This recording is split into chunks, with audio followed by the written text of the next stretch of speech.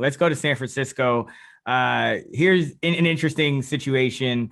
Raheem Mostert, RB26 ADP, Serman, the rookie 47, Mitchell, the rookie 64, Gallman 84. I mean, is there even that much of a disparity here between these four guys? Like, well, yeah, I mean, I say this every year. I'm very interested in trying to figure out who the best running back is going to be from the 49ers. And it seems like every year it's the cheapest option. Going back 3 years ago is Matt Breida, and then 2 years ago is Raheem Mostert. Last year is Jeff Wilson. I think this year it's probably a bit more obvious. I do think Trey Serman is the guy we want to target. Now, granted, he's pretty expensive. You have to draft him. Running back 35. Sometimes he goes as high as like running back 30. It does feel expensive, but at that range, you are just kind of taking high upside flyers anyway. And he does seem that guy where he might not start week one. I think Raheem Mostert will start week one, but we've seen in the past, Raheem Mostert can't handle a full workload. He tends to get hurt.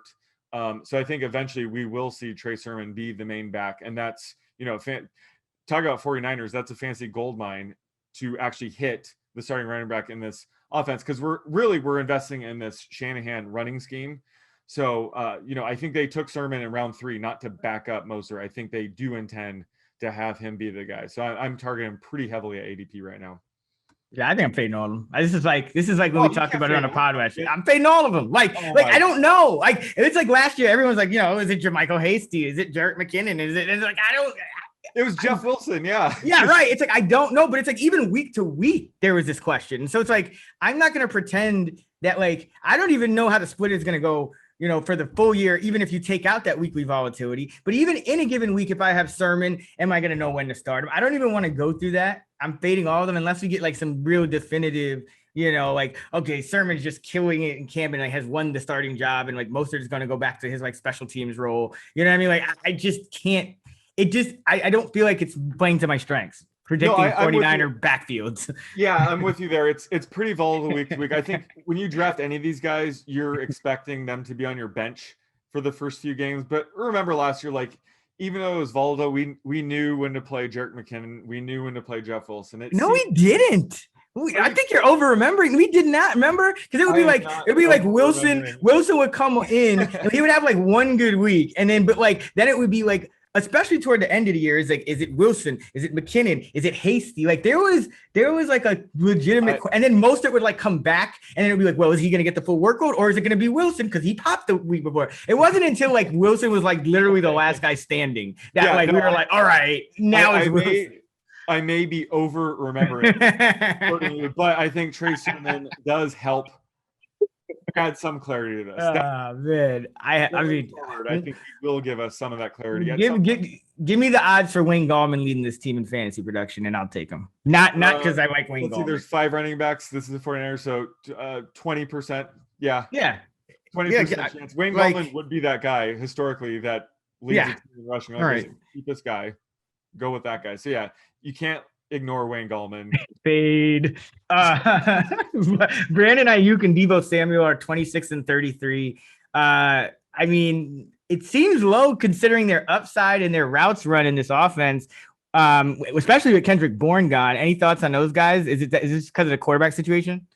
Yeah, I think it depends. Like, when do you have Trey Lance starting, or how many games you have Trey Lance starting? How do you envision that offense with Trey Lance's quarterback? So I think with Aiyuk specifically, I think it's a bet on talent. I'm a bit worried that when Trey Lance's quarterback, it's going to be a little bit more run heavy. So Aiyuk, I'm a little bit hesitant on. Whereas Deebo Samuel, I think he has a high floor where, he's involved in the game plan every week, where they try to give him the ball, at least a handful times a game. So I'm a little bit, I favor Samuel at his ADP, but where are your thoughts on Aiyuk? Because I haven't projected at wide receiver 30 right now. So, it depends how many games you're projecting Trey Lance to start, which right now I have him at around 12. So how's that kind of factoring into your, quarterback and receiver projections? I think I have him right around like the low 20s, him and Samuel. I think Lance, it's not changing for me too much, because I mean, even though I thought they would take Mac Jones, I think Lance is pretty good. Like, I don't think, like, because they're going to, I've talked about this before. This offense is not like a normal offense in terms of wide receivers and like how do you project them and match up this, match up that. Everything's kind of schemed out to these guys. And a lot of it is at or behind the line of scrimmage or close to it. So it's not necessarily like a lot of volatility. It's just, and Salah's gone. So it's like, how good is the defense? I think that may matter more. So I'm not like, I mean, we've already seen him throw like 10, 15 times a game sometimes with Garoppolo, right? So is it going to get any lower than that with Lance? I don't think so. But so but they have a ton of weapons, and Aiyuk had his, just his massive stretch when George Kittle was out of the lineup. So, when all of them are healthy, it'll be kind of like the running back situation, right? Where you don't know which guy will go on. No, it will not be like the running back situation because Aiyuk, Samuel, and Kittle are the guys. Like those are the three guys. Like in the running back, it's like Aiyuk, Samuel, and Kittle could all play like 80 to 90 to 100% of the routes. Like Kittle won't because he's a tight end. They usually get a few plays off. But like those guys will be out there. So it's just a matter of literal math. With the running backs, it's like you have to project snap counts, rap counts, carry. Like that is not the same to me. I think if they're all healthy, they throw more because they have a damn good receiving core. If they're not all healthy, they don't. Whoever is not healthy, it kind of evens out. Yeah. So I'm high enough. I mean, this is a classic year 2 breakout spot for Aiyuk. So I'm willing to take him there and hope. And if Trey Lance is as good as everyone says he is, it shouldn't be a problem. If Jimmy G's there, we can get him the ball too. I think they're in good hands. Like I think we might be underestimating this offense. Right, and they have no depth at like wide receiver 3. It's exactly. Maybe we'll see him play. So I'll give you that. The target share will be pretty concentrated. So again, I'm not saying like fade these guys, but it's depending on like how you project them with Trey Lance, and I have them running the ball a bit more. So that's why Aiyuk's wide receiver 30. That's all. Yeah, no, it's fair. I'd probably take them ahead of ADP, or at least that, because I just think we're underestimating the offense. Kittle, I am with you though. I think I'd rather have him at tight end 3, just because of Waller and how consistent he's been, and the fact that they have no wide receivers, whereas San Francisco actually does. Like Kittle is 3rd, he's going 2nd in most drafts. But let's go to the final prop, San Francisco. So again, when will Trey Lance start? Will he start by week 4? No, I think I'm going into week 6. I'm going in 7, the 7th or 8th game. I think Jimmy G, if you look at his past history, I think he's likely to get hurt. You think it'll be an injury replacement? You don't think he'll like replace? Nah. I think they are comfortable with Jimmy G. I think they are proactive with Lance as the same way Andy Reid was with Mahomes. Like, what, you know what I mean? It's like, this guy can be really good, but we also have another quarterback who took us really far. And he's been, what was he, 23-5 as a starter? Let's see, with San Francisco, he's 22-8 in the regular season as a starter for San Francisco. You're not just benching that guy for no reason. You know what I mean? Like, even last year he was hurt, so I still think they believe in him. I don't think that's a lie. I just think that you saw the Chiefs. Everyone has to follow the Chiefs model now, or like the Broncos / Bucks model. Like, if you're not getting like a Peyton Manning or a Tom Brady, it's like you can't be satisfied with your quarterback unless he's like a Patrick Mahomes. And how did the Chiefs get Mahomes? They were proactive. So I think that's what this move was. Jimmy G's never stayed healthy, so I think he'll make starts, but I don't think he'll just like win the job, I guess is what I'm saying. Oh, okay. Well, so their bye is week 6, and then week 7 they play at home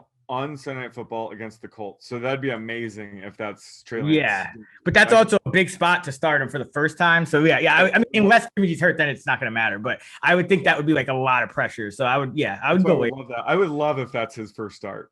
Oh, of course. Yeah, no, that should be a good game. But I'm going late. I'll see how that pans out.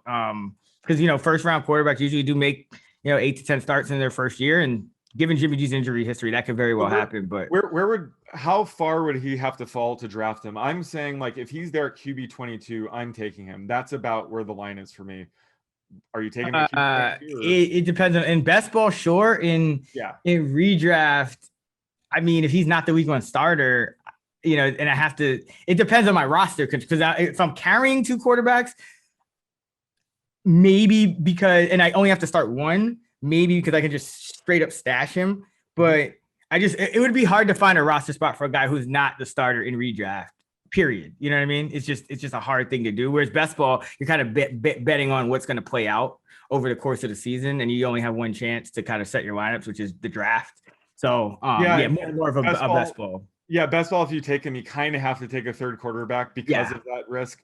So I think he does have like low end QB1 upside in his first year. So absolutely, I think he is worth the risk. But like you said, it depends on your draft. Like there's a wide range of outcomes here. Just know that going into your draft.